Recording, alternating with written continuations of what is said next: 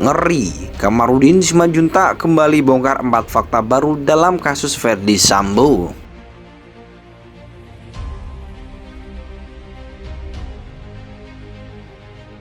Jadi gerakan bawah tanah itu ada. Bahkan yang pertama kali mengalami itu dalam kasus ini saya. Berapa banyak bintang-bintang yang datang ke kantor saya, termasuk mengatur pertemuan di luar. Bahkan menjanjikan hal-hal yang besar. Tetapi saya bilang, kami punya leluhur sampai saya tidak ada garis keturunan pengkhianat. Supaya? Karena leluhur saya itu pahlawan. Iya betul, supaya tidak terungkap kasus ini. Jadi bukan hakim dan jaksanya yang dilobi, atasannya. Dan saya punya rekaman tentang itu. Kalau berkenan diperdengarkan nanti, kita ambil momen tersendiri karena agak panjang rekaman itu.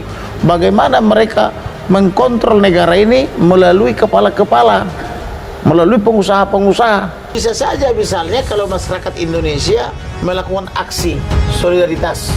Misalnya dari Sabang sampai Merauke, dari Pulau Miangas sampai Rote turun ke jalan.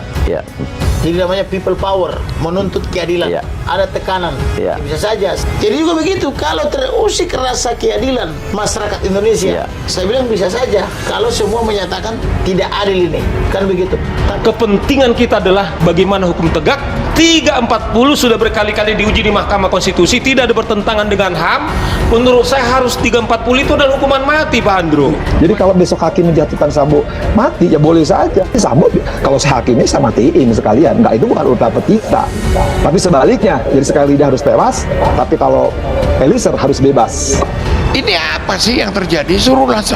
Suruhlah Sambo itu jujur, ngomonglah yang jujur gitu. Kapolri aja sampai ngeluh seperti itu karena jadi sudah sepantasnya saya rasa itu diterapkan sama mereka yang merencanakan pembunuhan terhadap almarhum Joshua, pasal 340 yang seberat-beratnya yaitu hukuman mati. Kalau hakim itu betul-betul dia berenung, masuk ke dalam kamar, mengunci diri, dia merenungkan bahwa betul dia adalah benteng terakhir untuk mendapatkan keadilan, dan dia mengingat Tuhannya, bahwa apa yang diperbuatnya dilihat oleh Tuhan dari surga, beserta malaikat-malaikatnya. Bisa saja dia melakukan ultra petita untuk para penjahat ini, sekaligus bagaimana bisa saja dia meringankan Barada Eliezer. Kuasa hukum keluarga Brigadir J, yakni Kamarudin Simanjuntak, terus membuka fakta-fakta baru dalam kasus pembunuhan berencana terhadap Brigadir J. Meski saat ini seluruh terdakwa tinggal menunggu sidang putusan atau vonis hakim. Namun fakta mengenai kasus ini tak habis-habisnya masih terus dikemukakan. Salah satu yang terus mengungkap kejanggalan dalam kasus yang melibatkan Ferdy Sambo ini adalah Kamarudin Simanjuntak. Dengan tegas Kamarudin Simanjuntak mengatakan bahwa dari kelima terdakwa hanya Richard Eliezer saja yang jujur.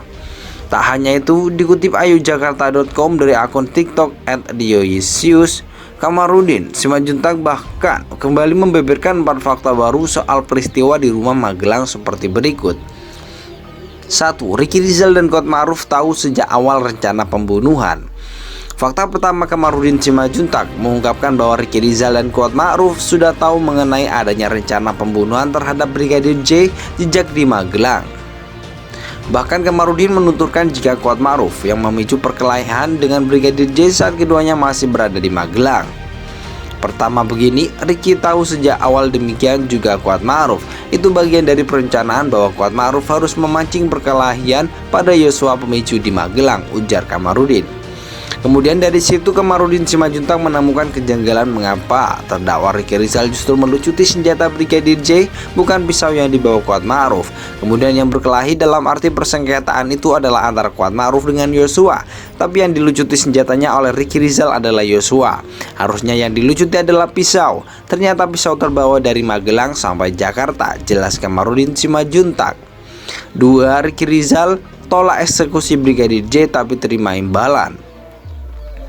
Kamarudin membongkar fakta kedua terkait Ricky Rizal yang menolak saat diperintah mengeksekusi Brigadir J, namun menerima imbalan yang ditawarkan oleh Ferdy Sambo. Berikut Ricky Rizal katanya menolak untuk menembak ketika ditawarkan, tetapi menerima bonusnya yaitu handphone atau 500 juta, ungkap Kamarudin. 3. Tidak dengar suara tembakan. Fakta ketiga terkait kejanggalan kasus Ferdi Sambo ini adalah pengakuan Ricky Rizal yang mengaku tidak mendengar suara tembakan. Padahal menurut CCTV yang berada di luar memperlihatkan ada orang yang menutup telinga saat penembakan terjadi. Bahkan Kamarudin juga menyinggung Putri Cendrawati yang juga mengaku tidak mendengar suara tembakan. Hal tersebut menurutnya sangatlah janggal. Kejanggalan keempat yang diungkapkan oleh Kamarudin adalah saat Ferdi Sambo yang mendekap Putri Cendrawati keluar dari kamar usai penembakan. Kemudian Ferdi Sambo berbohong dengan mengatakan istri saya keluar dengan saya bungkus begini, ujar Kamarudin sambil memeragakan keterangannya.